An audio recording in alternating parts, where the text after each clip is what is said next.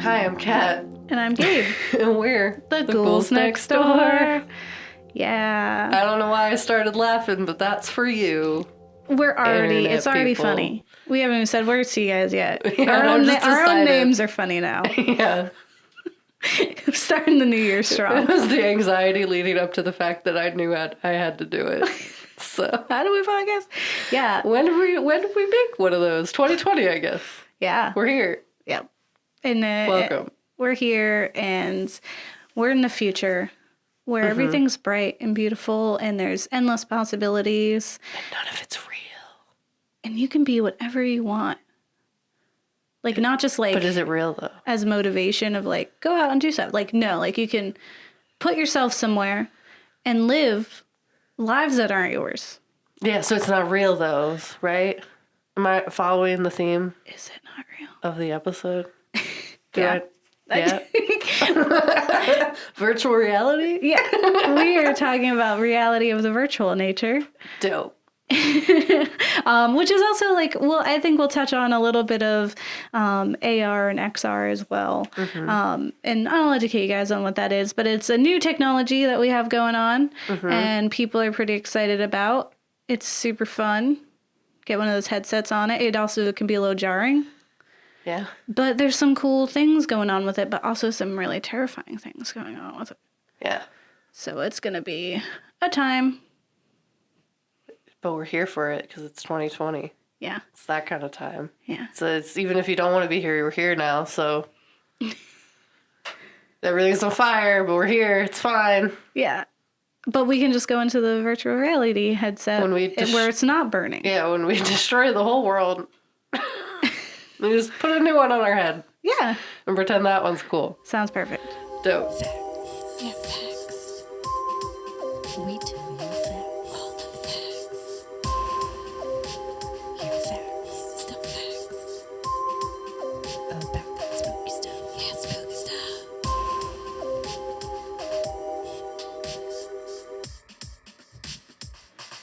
So yeah, now we're talking about virtual reality. In case you didn't know, virtual reality is like reality. Is this real life? But virtual now. Oh, okay. Yeah. It's not. It's virtual life. And it's interesting because like in its current form, it's still pretty just like audio visual. Yeah. And not so much based in like kind of like the sensational versions of it where we see like you can feel what's there, like all that kind of stuff. I feel like I would argue if you're playing a game where you're killing things, you don't want to feel nothing. Yeah. So I'm fine weird. with the audio visual. Like, let's just pretend this is still a game. Yeah. Time. Degree of separation. Yes. Degree of separation that keeps us sane. Because otherwise it's all just sex. And then which we will talk about. Virtual reality, that there are like weird sex rooms now. Well, it's just like, that's what is going to happen. No, I'm pretty sure they already exist. Oh yeah, no, they do. In like games in general, they already exist. Especially ones where you like are online. Like there's 100% like virtual relationships. Like Second Life. Second Life, you can get married and buy a house. Yeah. Or you could. It's now a wasteland. Yeah. But you could have. Yeah. I played for a little bit just to see what it was, but I was like a little bit too young. I was afraid. Yeah, I wasn't allowed. Yeah. I was not monitored, so. My internet self reigned supreme and what's the word? Unmonitored? You said that already. Or just like unyielded. I could do whatever I wanted. That makes sense. Yes. But yeah, virtual reality in its like current form is like primarily audio visual. It's used kind of like as a tool to enhance an experience, kind of like be more immersive, see us like be more in it. Specifically like in ways to like educate people has been like the biggest thing that they've really been pushing VR in like an education setting. Yeah. Like for virtual field trips, virtual language immersion, like online classes, so that you can feel like you're more present and like you're actually like doing it. You're not just having Facebook open on the side while you listen to a lecture that you're not listening to. Yeah. Stuff like that. Get them like credits. It kind of like helps the immersiveness of it. And, helps people feel like they're actually more in it than they are. Because like there is that degree of separation when you're doing something educational on the computer where if you lose focus, there's lots of other things to distract you on the internet. So the idea is like, it's trying to make you more present and more there. Yeah. But specifically in terms of like the medical field, like you can do virtual reality to practice surgery, practice to get it, medical like, things. proper. If you're in the army or the place with the guns, you can Military? be military. That's the word. Thank you, Gabe. Yeah. Gabe from the Ghouls Next Door. Military. Got it in one. If you're in the military, you can use that as like ways to hone your accuracy, stuff like that. Like there's lots of different ways to use virtual reality to help people. Yeah. I will say in terms of education, we already are in like a technology wasteland in a lot of areas of the world. Yeah. So like adding virtual reality is just like another way people who are in disenfranchised communities will be further behind. Smart. People don't even have like enough desks Yeah. or books that aren't from this time. Yeah. You know what I mean? It's Yeah. like, or a library or just like enough teachers. Yeah. So like, Yeah. I you will know, say it's not the end all be all, but it's Yeah. cool. there are places that are trying to benefit communities in that way. Specifically, like libraries have some programs and certain schools have programs where kids can learn things like that. Yeah. And so that it can be more accessible. Because there is like, you're correct, is that this can advance us, which means that like there's going to cause a bigger gap from those who are now just restricted to books from 1996. Yeah, or don't have internet at home. Like it's like it's and like net really neutrality is going around. You know, yeah. I will say. So I work in television, so and VR and AR, XR, all of it, which I will explain the differences of. I have kind of been diving into that a lot over the last few years, in that it is like this emerging media that can be very beneficial. And I've been to many many workshops and different meetings and things where I've had AR, VR, XR explained to me a million times, and also like I have always seen it be run by like the medical world, or an education, like from an educational viewpoint, where, you know, they're looking at like cells and they're able to identify like cancerous ones just like through that, so that when they do see it on like a scan or something, they're easier to find it. And even like video games, which we didn't talk about last week, is that there are certain video games that are like puzzles that have helped us kind of like figure out the code essentially of certain diseases, because it makes your brain look at a problem in a different way. So you're just kind of like trying to solve this puzzle, right? And then it's like, oh, we figured out what AIDS is, like how it works. And now we can further deconstruct that to figure out how to like beat that, which by the way, Temple, my alum, is doing. Yeah. And has already made great waves doing. Yeah, no, it's really cool. Like in terms of like, I'd say higher education, it's a really great thing that's happening. And I mean, it's also being used in a variety of different places. So it's being used for STEM. It's being used. I know that when I was younger, I didn't want to dissect the animals, but specifically the pigs. Yeah. They brought in pigs. And I was like, absolutely no. But they let me do it virtually. Not with VR, like on the computer, but I imagine now that you could dissect things instead of having to use real animals. You could just do it virtually, and that would wonderful. be really cool. Yeah. But like, there's a lot of ways that like this could really benefit us. Specifically, there was actually a study done that was like ways to help people deal with their phobias. So like a way to decrease fear over like something that is happening in the real world through the virtual world. Specifically at Oxford University, there was a randomized controlled trial led by Oxford that found therapy delivered through virtual reality helped people who had fear of heights. So basically 34 out of the 49 people who used the VR treatment started like to get over their fear, because it was basically like you were in a 10-story building, you went up each level, you practiced walking over things and seeing what's underneath of you, and like just kind of like exposure therapy, but not without any real danger. Yeah, like you're very, very safe, and you know that. And so like there's a comfort that comes with that allows you to like kind of breathe a little, I guess, like to allow yourself to like be like, okay, let's do this. It's just like horror movies.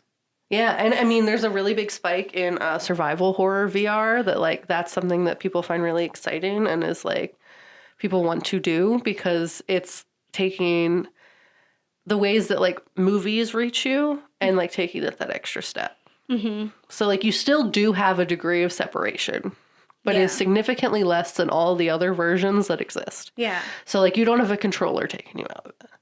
Yeah. You don't have a, like, screen that's in your living room and you're seeing your cat walk by while the zombies are attacking you. You know, like, it feel like you hear the things as if they are real, but you also know that none of it is. Yeah, that at any point you can take it off. Yes. Yeah. So, like, I know specifically when my brother visited me this past summer, we went to Dave & Buster's and there was the Jurassic Park virtual reality. And that thing is scary. Yeah. In that you turn your head and there is a giant T-Rex roaring at you, and like you also like dive off into water. Like, it was very scary, but very cool because it's like, oh, I take it off and I'm back at Dave & Buster's. That was nice. No real fear actually existing, but it was like really fun. Like, you got like a really great adrenaline rush. You were not at Isla Nublar. Yeah, and there's also ways like it benefits people with like dyslexia, people with like learning disabilities. It helps them like see things in a different way, but also like helps people who like have trouble focusing kind of reach that like more I am present, I am here kind of thing. I think something that's I think people don't even consider with like XR is that there is also this chance of promoting empathy because you're literally being put into someone's shoes. Like, it's not like perfected, right? Yeah. But there are several like actual like 360 videos that you can experience in VR where it's like an abuse situation or like an emergency situation, and you're put in there where you're like, oh, okay, like I understand like what this feels like because I am being subjected to the same thing. And it makes people more empathetic when they're like, they encounter someone who's been in that in real life. Yeah. And like, I actually did I've done a CPR course several times. Yeah. Very versed in CPR. But I actually took one somewhat recently that was VR, where they put a thing over you, or like, it was like, it's like Google Cardboard kind of VR. But it was like, you know, a little thing that they put on, you could hear. And it was like you were in a situation where someone falls. Yeah. And it's like, oh my gosh. And you have to go and do the, you know, call 911. I need, you know, all that stuff. Yeah. But it's kind of different than when you're in a class full of people and you just have the dummy there and you're like, stay in the left, stay in the left. You know, but instead you're like, oh my gosh, like, and then Dwight turns around and he cut the mannequin's face off. It's, what?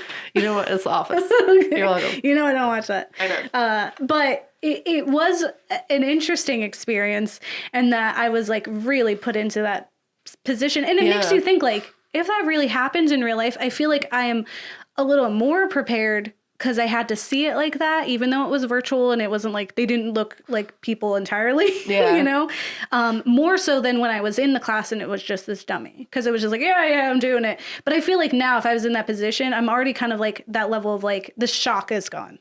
Well, yeah, because there's like the bystander effect. So like essentially, I think having the virtual bystanders around you that are actually acting as if this is real adds to it a good amount. It's they're not doing nothing.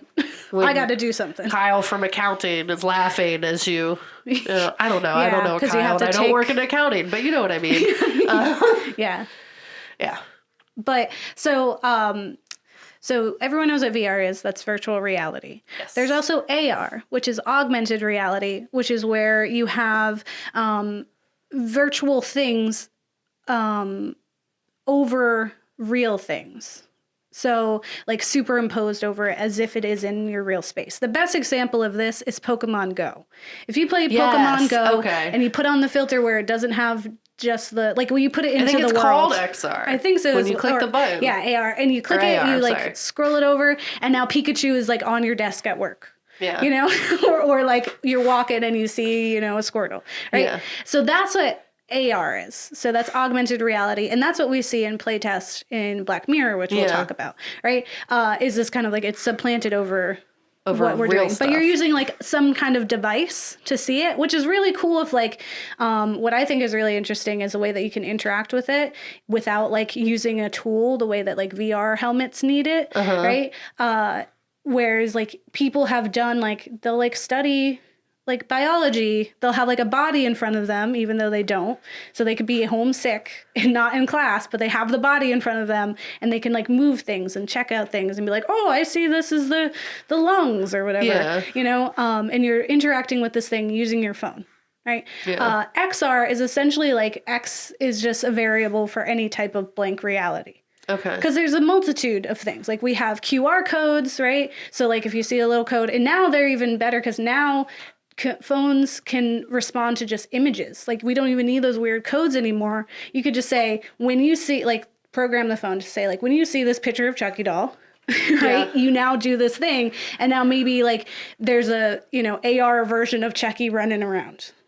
Based off of that one picture that he saw, or it looks like he comes out or something, right? Yeah. So it's just like there's an infinite reason, like ways that we can use like our new kind of like virtual-ish reality in what we're doing.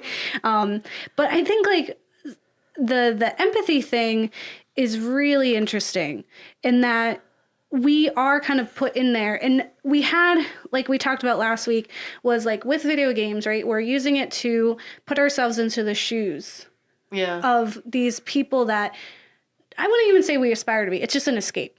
Yeah, right? It's just something different. It's like, it's either filling a need or it's just, I don't know what it would be like to be a cleric. Yeah.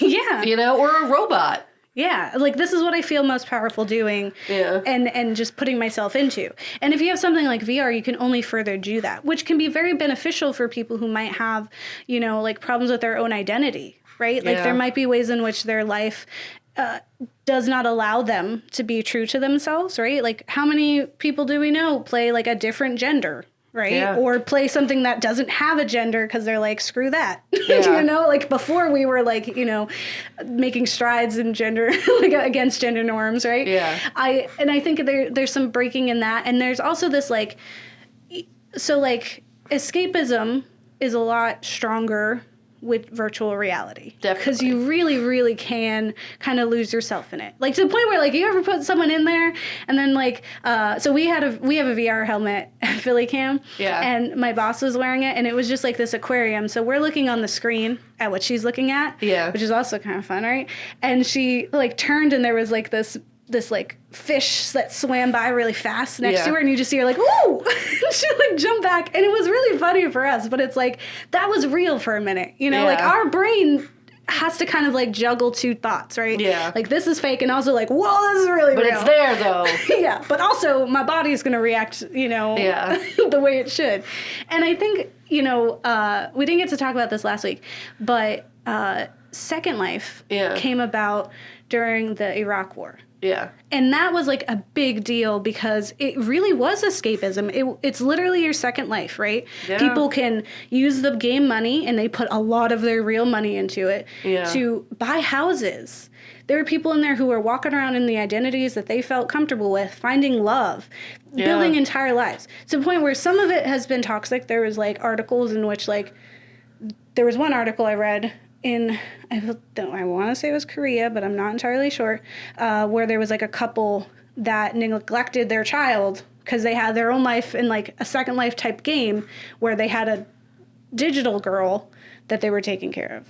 Okay. But that's just like that person was they were already sick. Yeah. You know, like clearly they probably shouldn't have had that baby. Yeah. But there is this like, there was this opportunity, right, to get away from this reality that was so scary. And it's kind of like the economy there was kind of like Bitcoin and like where people like jumped into it because they were like, oh my gosh, what can you, like there were 2 billionaires because of it. Now we got to do this, right? Yeah. And now, if you went on to Second Life, it is like a wasteland. Yeah. It was also a way for like brands to kind of like circumvent and try to get in there, and they would make these big parks or areas that were used as like advertisements for like political parties, for just like brands like Mountain Dew or something. Like you could go to a place that was super fun and you're partying, and it was just like Doritos everywhere. Yeah, no, I played a few times, and I remember like having. I wasn't able to give real money to it because I was like 16. Yeah. But like, I remember like loving like shopping experience and getting like free stuff. That was so fun.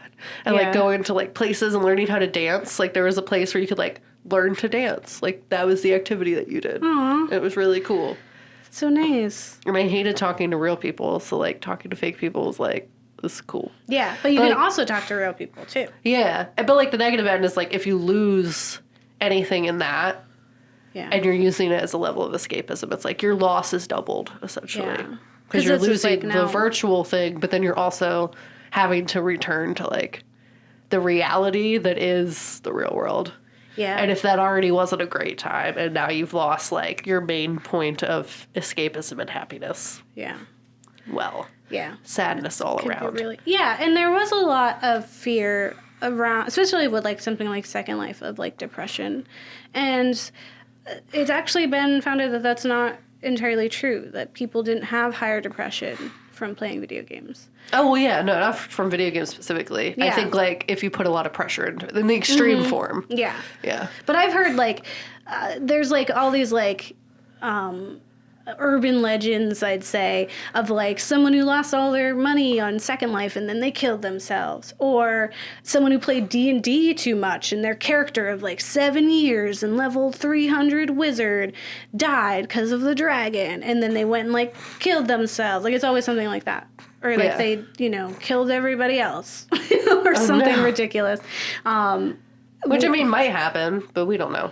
Yeah. I need a case study. Yeah, exactly. And that's just the thing, is like, it is kind of like these like urban legends of like, if you get too deep into the game, like you won't know what reality is and you'll be too far in to get out.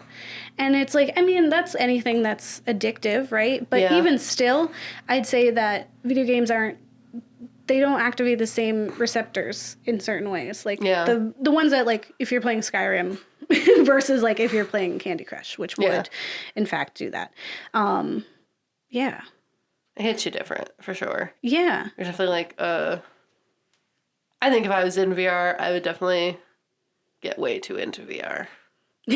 Well, you can't, and that's the thing about VR too, is that because it's like, so it's still a little off, that our brain does get a little sick if we're in it too long. Yeah. And like 360 has too many rules. Like if you try, I've made 360 films, there's a lot of rules, and it's a whole different way of storytelling. That's very interesting, because it's like you have to like have the camera at the height of a person, or they're going to get really weirded out and like they won't be able to like stand it if they're too tall or too small. Like, it's kind of scary. Like, you know, or if you try to move the camera when people are supposed to be doing the movements, right? Like, it totally like jars people because it's like conflicting with the way that our brain is working. Right? Yeah.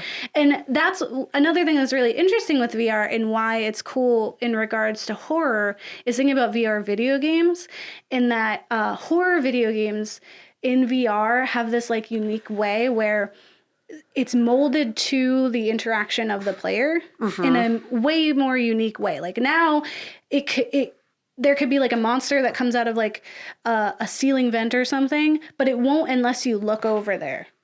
Yeah. You know, so it's just like it now, like our stories are even more like now we have like, you know, if you make choices, this will change the outcome of the ending. It's like, not really, like only a little bit. Like you get a different line of dialogue at the end. Yeah. Right. But now it's like really, like you could completely avoid something if you just happen to not look over there, you know? Yeah. And it is like this, it is a little more jarring in that you really are in there. And VR horror is a step over like video games, which is already a step over movies. Yeah. And that like with movies, like you said, it's on a screen, right?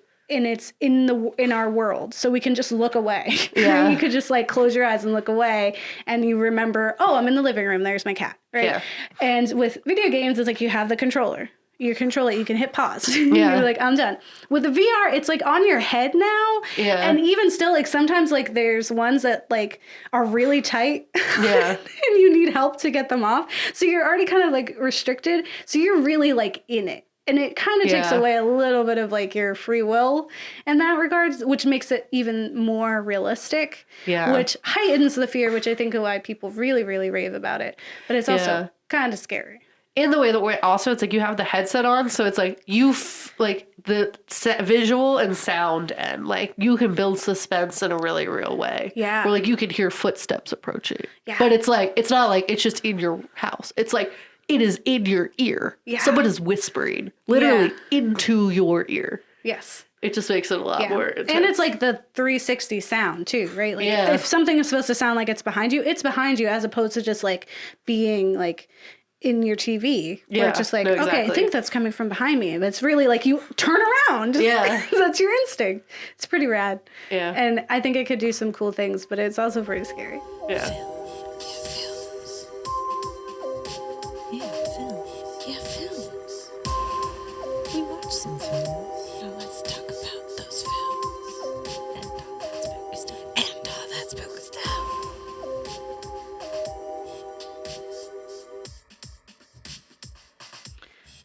So we watched some things about virtual reality. That's what we're talking about. Video game type You didn't things. know. Yes.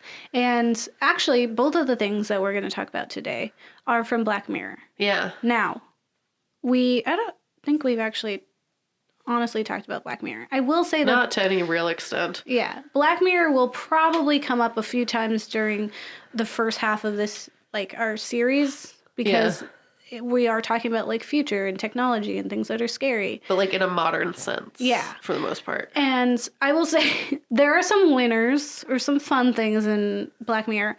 But the thing about Black Mirror really is, like, it's all surface level. Like, you can't really think too hard. You just have to be like, oh, what a weird thing. What if though? what if your microwave could kill you? It's scary, isn't it? That was super rude.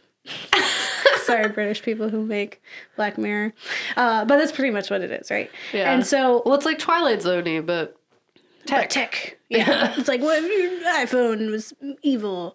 But I think there are like little nuggets that could be done better, right? But we can take them out and be like, this is what it's trying to say. Like, this is it was intended, right? Yeah. And I mean, I've liked a lot of the Black Mirror things. Yeah. There's been like a few that I was like, but I still was like, I'm happy I did it. Yeah. You know? I think it's a fun experience to just be a passive viewer on. Yeah. But we're going to put out our media analysis analysis classes. So we'll sometimes take the fun out of it, but most of the time just make us sound smarts. So. Yes. So we watched from the newest season. This is 2020, so that's when it's new. We watched Striking Vipers. Yes. Which is directed by Owen Harris.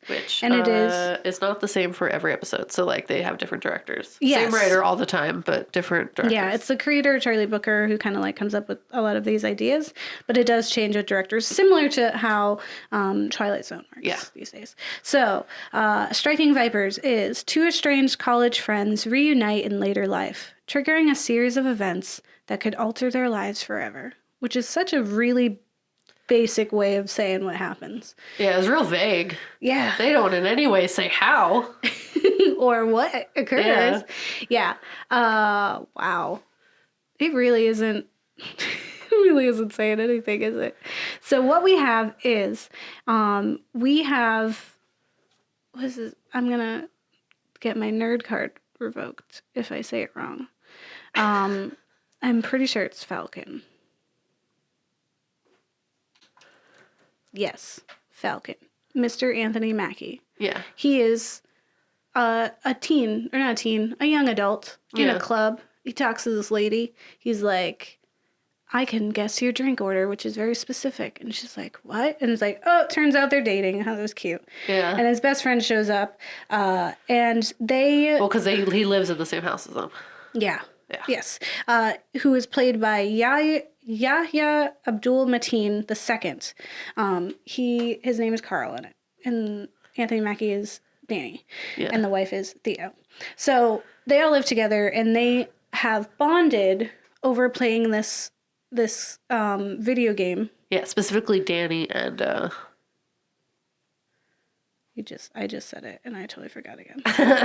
The two guys. Yeah, Carl and Danny play Striking Vipers, but like as you would expect like Mortal Kombat to look like on like your PlayStation. So it's like ready, it's normal. Fight. Yeah. Yeah, they're just like playing and it's like, but here's the thing. Carl always plays this female character. Yes. And Danny always plays this karate boy. Lance. Yes. I remember his name for some reason. That's very interesting that you remember his name, but nobody else's. It sounds like how my brain works. Yeah. So, so he always plays Lance, who's an Asian man. Yes. And then he plays the other character, which is not showing up on IMDb. Roxette? No. Oh, yeah. Roxette. Roxette, who is played by Palm Clementif from, she's Mantis. From Guardians of the Galaxy. Yes. Yes. So she's Mantis. And so they play, and that's kind of interesting. Like, and that, I mean, that's kind of like a norm. There's many, like, men who play female characters in video games. Uh-huh. Sometimes they just got better stuff. Yeah, that's true. And also it's like kind of fun, right? Yeah. Like I love to play different characters in any kind of role playing or things that I do, right? Yeah. So these two play that, and then they grow up, and now they get older. Yeah. Get married. They're adults. Kids. Yeah. So Anthony Mackie is married to his wife Theo, and they have a kid, and he's just living a regular dad lifestyle. He's at a cookout. Yeah. Carl shows up, and they just kind of like, old friends. Yeah, like they haven't like hung out recently because like Life. Carl's like a single guy.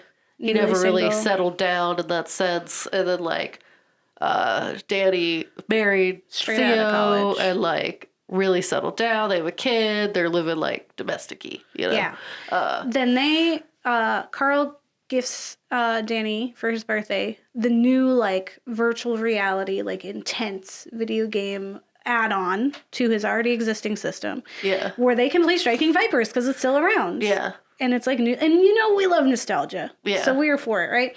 And what I thought was cool was the technology like puts it on his head, like this little dot on his head, and then their eyes did the same like gray glass over thing that's from that one episode where you can see the memories and you have the little button and you can like rewind and see it, which was also like a very closed-minded version of what that world could have been. Yeah. Which is just, I mean, what are you gonna do, right? And so then they get teleported essentially into this game, like mentally.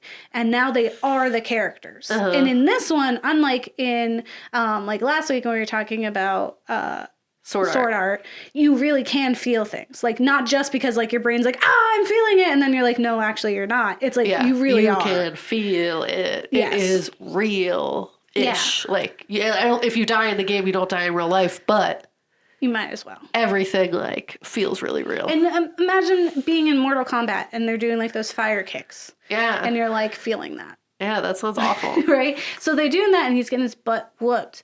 Danny is. And then there's just this moment where they're tumbling around. It's like another Star Wars fantasy moment where you're tumbling around in the flowers. And you're like, Anakin, stop. Except it's these two. And then, spoilers, they have sex. Yeah. Yeah. Yeah. And as soon as they kiss. I don't know if they fully went and I think at first they kiss and like start. Yeah. And then he's like, disconnect. Whoa. Yeah. Wait a minute. And he's like, nah, dude, it won't happen again. It's totally fine. And then totally immediately, like, it's not even like kind of a thought. And then it's in there, right?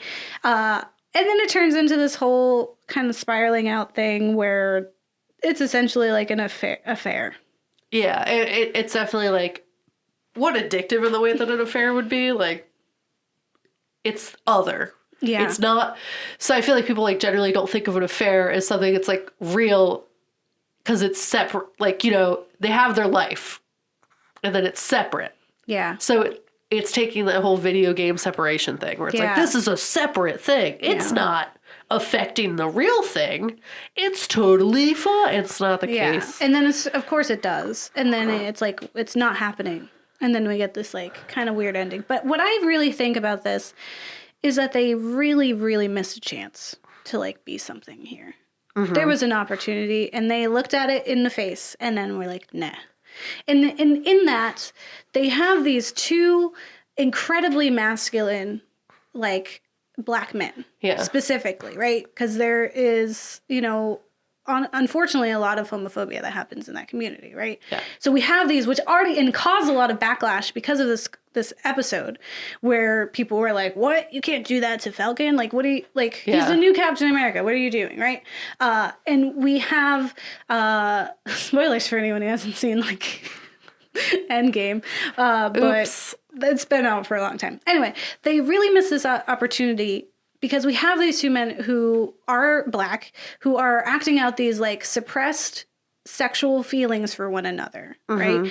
And instead of letting it mean something, we have them like completely disregard that in the fact that they are unable to come to terms with that in reality. Yeah. Because when they come to reality, it's like, well, it ain't gay though. But it's cool because it ain't gay. Like it's essentially the no homo clause. Yeah. Right? Like they're literally having sex. Like I don't care if that's a video game. Like they're literally having sex and then being in real life and being like, but it's not real, so we're not really gay. Yeah. Or like even on a spectrum, like you can be attracted to them. And so then they do this really terrible like moment where they're like, they do a kiss to see if there's real passion and then there isn't. And then they end up fist fighting, which is definitely repressed sexual energy. Like, you know, it's like they just cannot do it in that reality, right? Yeah. And then they end up like arrested and it's like a whole time. And then we have this weird ending that really didn't seem like it fixed anything. Yeah. And I read a lot of articles from the creator who was like, we wanted to do something here. And then, like, this is kind of what we settled for as an ending. Like, there is a cost. Yeah. But it really didn't feel like they thought really hard enough about it. Yeah. There's also, like, there's also something to be said about the fact that Carl does play a woman. Because there are moments when he does try to explain, like, how exciting it is to play her. Yeah. And how it's different. Like how he's played, like he's had sex with other characters in the game. And he's also been other characters in the game. And it just isn't right. It's not her. Like this is his other identity. And he's not really talking about it. And there's like this article that I found from Polygon where it says Black Mirror Striking Vipers Review Queer Gender Issues. And it says, in one scene, Carl comments that occupying a female avatar within the world of the titular VR-enhanced video game feels more profound to him than his entire life's experience as a man, but it never comes up again. Yeah. It's like they have this really intimate moment where he talks about how, like, the orgasm as being as a woman is, like, phenomenal, right? Yeah. And then that takes a backseat to Danny wanting to be a dad. You know, which I get, right? Yeah. But I think, like, I was expecting them in real life to connect and then it to be like that show that we watched, Frank, what's... I know you're talking about. Grace and Frankie. And how, like, their husbands had repressed their life for each other forever. This, again, first episode, or you could just read about it. Yeah. And then they end up going and get married and now these women are, like, on their own. I'd rather be now.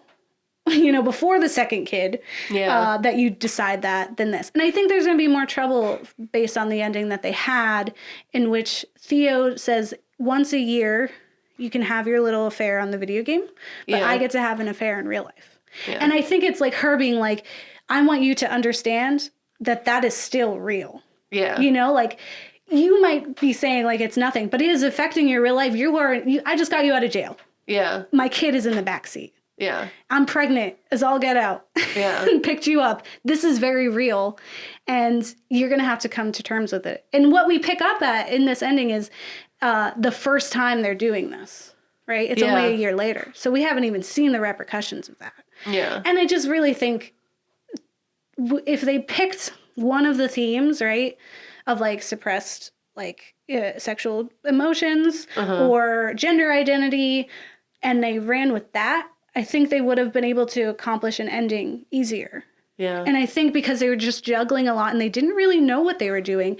And they were doing the thing that people tend to do, which is using stories they don't have any right to. Yeah. And then like just mucking it all up. Yeah. It was interesting. It was complicated. There are positives. There are definitely negatives. It was definitely stressful. Yeah. Because it's like, I also fell for Theo. Like, I'm sitting there like... Yeah. Ugh. She should have been told the truth in the beginning and should have been let go. She loves you. She should have been let go. This is rude. Yeah. And also, you made a commitment, but like, I get you're trying to keep that commitment by like shutting this down, but you're also like making her feel like she's not enough and like messing with her psyche and like her self-worth. Because like, you loved her yesterday, you know, it Yeah. messes me up. Well, here's the thing about that too, right? Is like, what is a better answer to that? Sorry that, like, you are enough. This video game is super fun and I'm addicted to having sex in it. Or I actually think that there's something about me that I didn't know before. Yeah. And I need to go do that. Yeah. Like, yeah, that's going to hurt. Like, I'll get out now. Yeah. But she's going to heal from that. And you might even be able to still be friends. Versus, you love a video game. More than And me, I'm supposed to just believe that. And that's it. Like, I'm supposed not to Carl. I'm supposed to believe you're no homo. Like, Yeah. that's like if you're, it's like, I'm having an affair with a dude, but no homo. And she's supposed to be like, oh, okay. That's not how that works. You have to be honest about that. And it's going to really suck. But it's better that way than you making up this big lie. Yeah. The thing about, like, Black Mirror, what it makes me think of is American Horror Story. Yeah. In that, with Ryan Murphy, he gets a lot of praise, and I mean, people know how I feel about American Horror Story. He gets a lot of praise for that series as being, like, revolutionary or, like, you know, going against the grain and making statements and being, like, edgy and cool, right? But he really says nothing. He says nothing at all, and if anything, he further perpetuates really damaging stereotypes. Like, his whole Coven series was trash against women, but it was uplifted as, like, a feminist empowering series. Yeah. And it's like, if you look at any women in that show, they were awful. They were used by men, every single one of them, and they had no power. And also their power meant nothing. Like, it was so dumb. And so that's kind of how I feel about Black Mirror, is like, you're getting all this praise where you're like, oh, you know, like, what about... Yeah, you gotta put those glasses on. And then once you do, it's like, oh. Yeah. And I get it, you know. Well, and that's kind of like brings us to the second one that we watched. Yeah. Playtest. Playtest was from an earlier season, but specifically is about an American traveler short on cash, signs up to test a revolutionary new gaming system, but soon can't tell where the hot game ends and the reality begins. Director Dan Trachtenberg. Yeah. Yeah. It's stressful because, like, I would agree, like, you never really know what's real. You, like, the character doesn't know what's real, you don't know what's real. It's like a whole thing. One thing, Dan Trachtenberg did 10 Cloverfield Lane. Oh. So he's good at doing the, like, you thought it was this, didn't you? Yeah. He is good at that. Well, it's better. Yeah, right? Yeah. Yes, he is very good at, like, do what surface level you think it is, or do what's, like, deep in your heart. Yeah. Or also, none of this is real. Yeah. Or it's all real. Or what are we doing? Ah. So he's very good at that. What we have is it's so, like, on the nose. This one is very on the nose. It's kind of cute. In that we have this man who's American and he's traveling the world and he's just kind of, like, doing this, like fun life. Yeah, he's like, life at home got real quick. Yeah. And I am not equipped to deal with that. Because essentially, spoilers, his dad got dementia and, like, died. Alzheimer's. Oh, my bad. Different thing.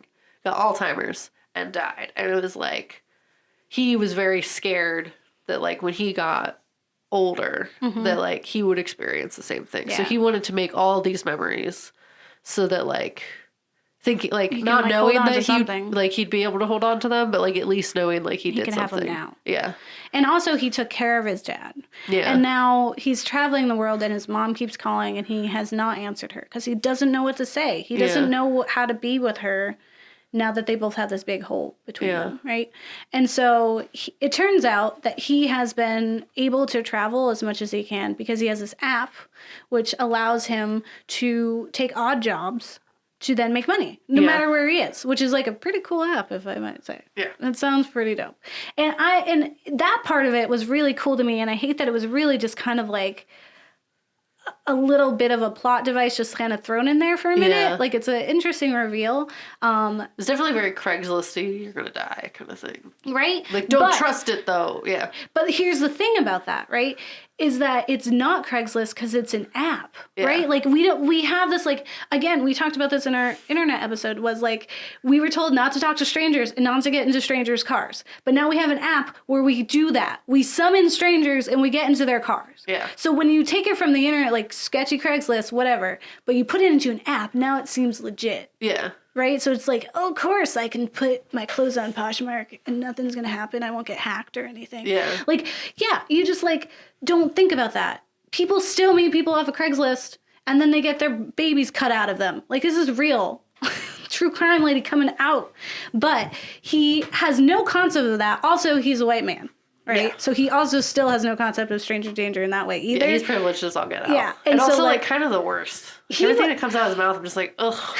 The thing about that, what I think is funny, is every article I read about Playtest is that they said that he was lovable. That they wrote him to be a lovable guy. And I was like, just a he's just lovable really goof? annoying. Yeah, he's supposed to be a goofy guy, but he was really annoying. He just said every cliche that ever existed. Yeah, he was like, I get it. He reminds me of someone I know. I'm not going to say names. But, like, I was just like, all right, I get it. You're trying to be cute and funny. Yeah, and I it's get just how too that's much. alluring to people.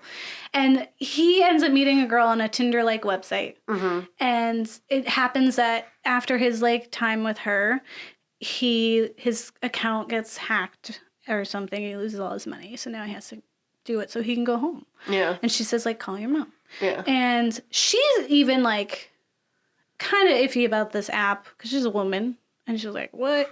But she That sees... sounds dangerous. Yeah, but she, like, plays video games, and so she sees that the advertisement is for a video game company. Yeah. And she's like, that's pretty cool. Also, they're really secretive, so maybe you can take some pictures or something. Yeah, and, like, get some stuff. And because she writes about video games, Yeah. too. So it's kind of like she allows that, whatever. So he goes to this place, and they immediately make him, like, sign an NDA.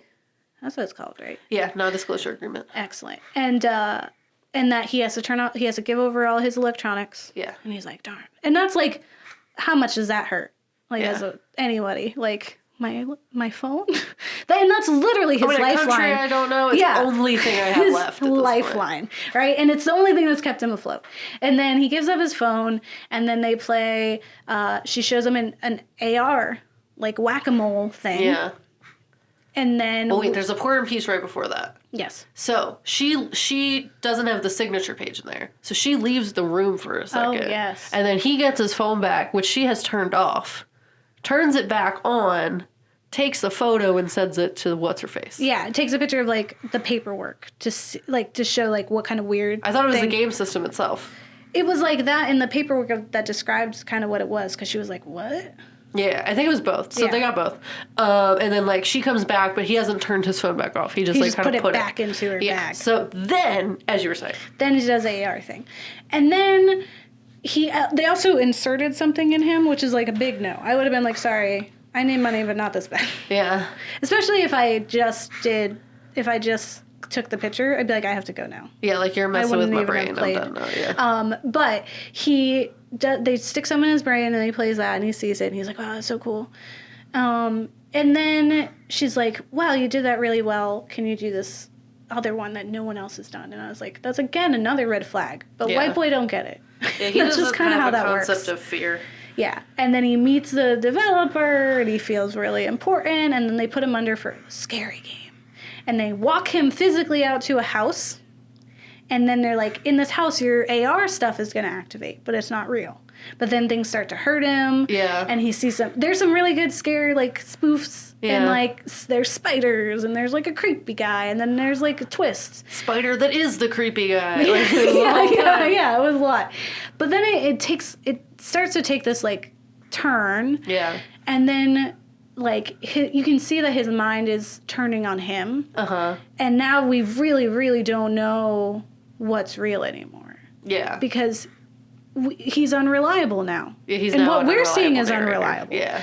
And then, we're just getting deeper and deeper, and he's calling out, and then it's like they're tormenting him and it seems like they're evil, and then the real ones show up and they're like, oh no, he's broken. Yeah. And he's losing his memory. Yeah. And he's like, who are you people? Which was so heartbreaking because it's like, yeah, that was like your biggest fear, dude. his dad. And then it's like, psych, we're not there either. We're over here and we've gotten him out Inception-like, and he's back in the office with the developer, and now we're going to send you home. And he gets all the way home and he finally talks to his mom in person. And she's like, where's my son? Why did he go? And he's like, what are you talking about? I'm right here. And it's like, psych, he still isn't there. Turns out the game lasted all of like 3 seconds. Then his phone rang again with his mom because she's still trying to get in touch with him. If only he had called his mother. This is a warning for all. This is like the mom made this movie. Yeah. And, and then because of the phone call, it messed with the frequencies, buzzed his brain. He's dead. But what we're led to believe is that he isn't really dead. He's living those nightmares. Yeah. So, yeah, if only he had called his mom, she wouldn't be calling out that moment. Also, if he had paid attention and done what he was told, it wouldn't have been open. Yeah. Maybe he would have made some money. Yeah. Would have been a fun time. Yeah. No big deal. So, moral of the story is call your mom. Yeah. Yeah. Yeah. Cool. So that one was like, that's what that was.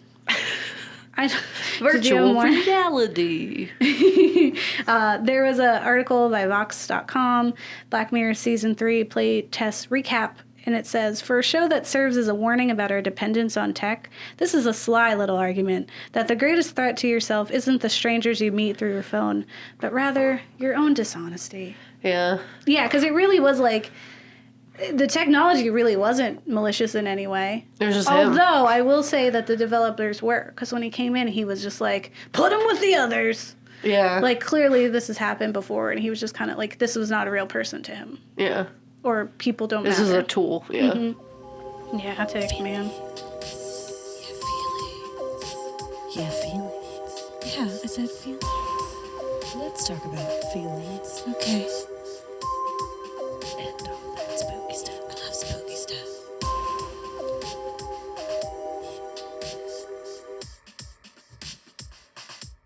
All right, so if you like it, it's Second Life rules. Yeah, like my Second Life's way better than my real life. I want to just be in here. In a Second Life, you can own a home. That's like every millennial's like, what? What are you doing? Have you seen my credit? What are you talking about? Let's get this virtual house. Debt. No one's Heck looking at me. yes. They don't even check my credit because it's all new here. I didn't even have to go to school. I could learn that. You could just get to like a tech degree, or you can get like practical experience. Okay, but if you don't like it, you should have called your mom, Yeah. guy. Like, just call her. Although that's kind of like the word. You should have talked to her before you left, but I get it. Yeah. But also that, or just like follow rules. Yeah. So how do you feel about virtual reality? I'm so for it. Yeah. But I'm getting older. Yeah. I'm a little scared. Like, I'm not gonna lie. Like, it freaks me out. Yeah. But I think it's cool. And I definitely, like, want to do it. Mm-hmm. But I'm also scared of it. Yeah. Like, I definitely have a lot of apprehension. Also, it's not gonna get me over my water fear. So, they can try. The water ones are pretty cool, though. It's pretty cool, because you can see, like, nice fish. But you can't even do, like, video games. So it's kind of, like, weird for you. I think just because I just have my first, like, interaction with VR really has been from an educational standpoint. Yeah. From, like, a media standpoint of, like, how can we empower our communities? Because I'm a big nerd about it. That, to me, I'm like, yeah, I'll play Beat Saber. Like, I don't see this as, being harmful. And also, like, I think, like, the scary ones are fun. I want to play the scary one. I want to play it, yeah. I think they would be more, like, I think the creeping around, I probably could do a little better if it was a VR experience versus when I'm playing it as a video game. Because I think, like what you said, because it would be me playing versus me playing as somebody else. Yeah. And me is good at sneak. Yeah. Not me, not good sneak. Me would be, oh no! Oh, I knocked over the flower pot. It was important. Yeah. I've fallen. I don't know how.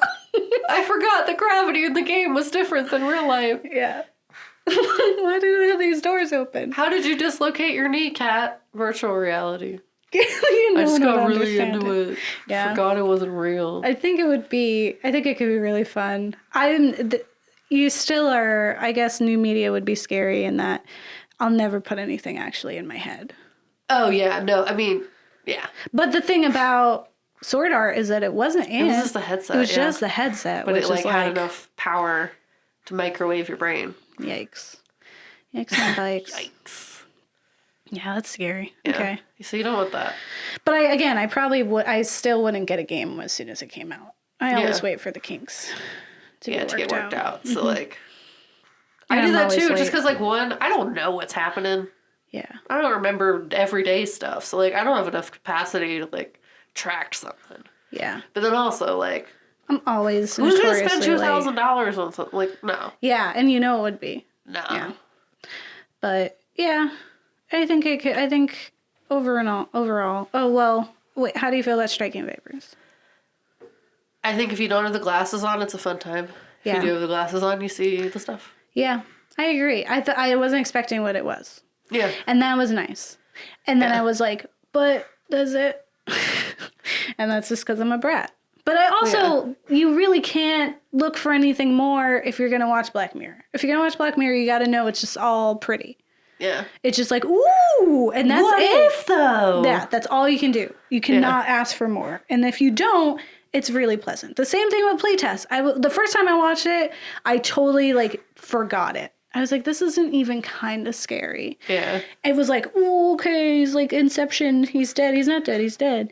And I was like, oh, okay. But that still wasn't as exciting because there was already that one episode with John Hamm where they were in the like bunker, and then it turned out that he like would go into the guy's brain to try to get him to confess to like a murder, and that was like a really big twist, and that was cool because I didn't know I was in virtual reality, and that was sick. Yeah. But I knew it wasn't as cool, and so, and also like because now that's already old technology, like AR is unimpressive. Yeah. So yeah, I think yeah, the second time I watched it, I was like, oh, okay. Yeah, no, I mean, I definitely feel like the first time I watch anything, I usually don't have my media analysis glasses on unless we're watching it specifically for the Ghouls. Yeah. And then, like, I feel like this New Year, New Me thing, it's like, I've been sick. Yeah. I've been like, meh. So, I've been like, I'm just here. Yeah. I'm not really thinking about it. So, like, I'm happy you were here thinking about it. I got you. I appreciate you. Yeah. I love VR stuff. So, Yeah. don't get married. Delete your kids. Yeah. Or they won't call you because your husband just died. And you're all alone. Or your papa neglects you because he can't come to terms with the fact that he might be gay Yeah. and in love with his best friend. Yeah. And instead he just neglects you by playing video games. We've all been there.